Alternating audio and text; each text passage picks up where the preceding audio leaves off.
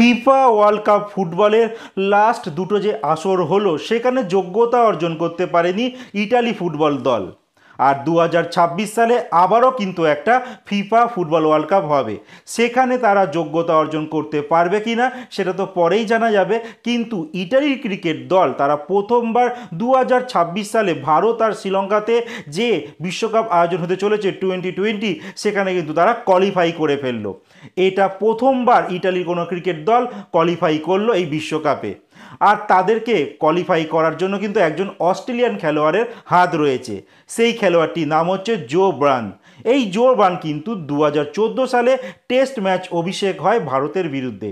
সেই সিরিজে তিনি দারুণ খেলেছিলেন, আর তিনি কিন্তু অস্ট্রেলিয়ার হয়ে লাস্ট টেস্ট ম্যাচটা খেলে 2020 সালে সেই ভারতের বিরুদ্ধে। তারপরে তার দাদা মারা যায়, আর দাদার শেষ ইচ্ছে ছিল ইটালির হয়ে ভালো কিছু করার।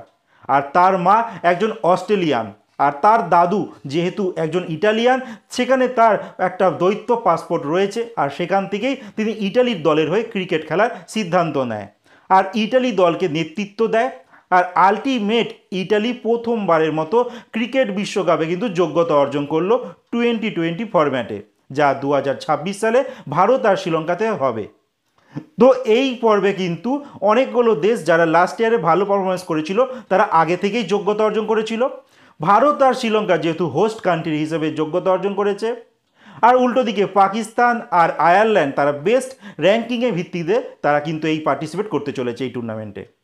আর বাকি রইল বাকি মহাদেশ থেকে কিন্তু যোগ্যতা অর্জন পর্ব খেলে খেলে সব টিমকে আসতে হচ্ছে। সেখান থেকে সবার প্রথম কোয়ালিফাই করেছে আমেরিকা মহাদেশ থেকে কানাডা, সেখান থেকে মাত্র একটা স্লট হয়। আর তারপরেই ইউরোপ, আর ইউরোপ থেকে দুটো দেশকে কোয়ালিফাই করে আসতে হতো। তো সেখানে লড়াই ছিল স্কটল্যান্ড, নেদারল্যান্ড, ইটালি, জার্সি। যেখানে ইটালি দল স্কটল্যান্ডকে হারিয়ে দেয়, আর তারা কিন্তু এই পয়েন্ট টেবিলে দ্বিতীয় স্থানে শেষ করে। 1 নম্বর স্থানে শেষ করে নেদারল্যান্ড। অটোমেটিক্যালি এই নেদারল্যান্ড আর দ্বিতীয় স্থানে থাকা ইটালি দল তারা বিশ্বকাপ খেলার ছাড়পত্র পেয়ে যায়। আর স্কটল্যান্ড দল কিন্তু এবার আর এই 2020 ওয়ার্ল্ড কাপে খেলতে পারছে না। আর এই স্কটল্যান্ডের কাছেই কিন্তু বাংলাদেশ দল দুবার বিশ্বকাপে খেলেছিল, দুবারই কিন্তু হেরেছিল। আর সেই স্কটল্যান্ডকে হারিয়ে দিল কারা? ইটালি। জার্সির কাছেও একটা সুযোগ ছিল, তারাও এই বিশ্বকাপ খেলতে পারত, কিন্তু নেদারল্যান্ডের সঙ্গে ইটালির যে ম্যাচটা হয়ে গেল সেখানে ইটালি দল কিন্তু একতরফাভাবে নেদারল্যান্ডের কাছে হেরে যায়। যদি ইটালি নেদারল্যান্ডকে হারিয়ে দিতে পারতো তাহলে নেদারল্যান্ড আর কোয়ালিফাই করতে পারতো না। সেক্ষেত্রে ইটালি আর জার্সি ইউরোপ থেকে কিন্তু দুটি দল কোয়ালিফাই করে ফেলতো। এছাড়া আগে থেকেই আছে ইংল্যান্ড আর আয়ারল্যান্ড তো রয়েছে, সেদিক থেকে 4খানা টিম কিন্তু আসতে চলেছে ইউরোপিয়ান সাইড থেকে।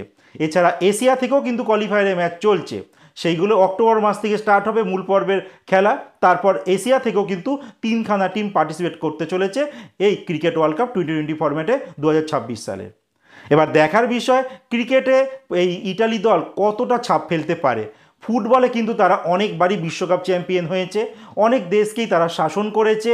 লাস্ট দুটো বছর হয়তো তারা ফুটবলে ঠিকঠাক পারফরমেন্স করতে পারেনি, কিন্তু আগামী 2026 সালে হয়তো ফুটবলে সেখানে ভালো কিছু করে দেখাবে। এইবার দেখার পালা ক্রিকেটে। ক্রিকেটে কিভাবে শাসন করে ইটালি দল, বাট এই মুহূর্তে ইটালি যথেষ্ট দুর্বল দল। তো এই মুহূর্তে কোনো সম্ভব নয় তারা অস্ট্রেলিয়া, ইন্ডিয়া, ইংল্যান্ড এই সমস্ত দেশকে যাতে হারাতে পারে, তেমন কিন্তু কোনো মাল মশলা তাদের মধ্যে নেই। তো আপনাদের কি মতামত আপনারা জানাতে একদম ভুলবেন না।